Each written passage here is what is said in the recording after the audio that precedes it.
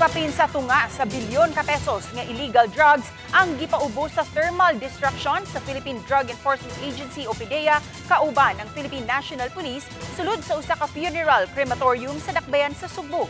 Ini ang report ni Alan Domingo. Kini ani kaniang matang sa illegal nga drogas nga gipaubos sa confirmatory test sa mga chemist sa PDEA Regional Office 7 sa wa pa hingpit gipaubos sa thermal destruction sa usa ka punerarya sa Dakbayan Sugbo. Miabot sa 560.4 million pesos ang kinatibuk ang balor sa kaniyang illegal nga drogas nga nasakmit sa kapulisan ug sa PDEA gikan sa Cebu ug sa Bohol. Kadaghanan ini ang shabu nga adunay 82.34 kilos, marijuana 3.4 kilos, 15.7 ml usab sa nalbuphine hydrochloride ug 16 ml sa ephedrine. Nakumpiskar ang mga illegal nga drugas sa managlahing operasyon sa PDEA ug PNP sa Bohol ug Cebu. Kini ang kinadak ang volume nga gisunog sukad sa tuig 2017.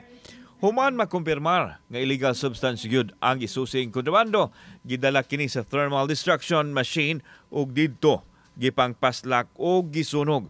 Giklaro sa Regional Director sa PDEA Alex Tablate nga ang pagsunog nini adunay pagtugot sa korte. The court acted on our motion for ocular inspection and of course ang destruction. Samtang ipadayang sa PRO 7 Regional Director Police Brigadier General Rodrigo Maranan nga dako kag impact ang pagsakmit o pagsunog nining mga kontrabando sa paningkamot karon sa gamhanan sa pagsumpo sa problema nga mo'y tahas usab sa bag-ong liderato sa Philippine National Police. Ang malaking impact nito sapagkat 500 million of illegal drugs, street value. You could imagine the danger na madadala nito sa kalsada at doon sa mga gagamit nito at yung mga mabibiktima noong mga gumamit nitong illegal na drugs, yung mga inosenteng tao. Kauban si Clifford Lumayag, ako si Alan Domingo.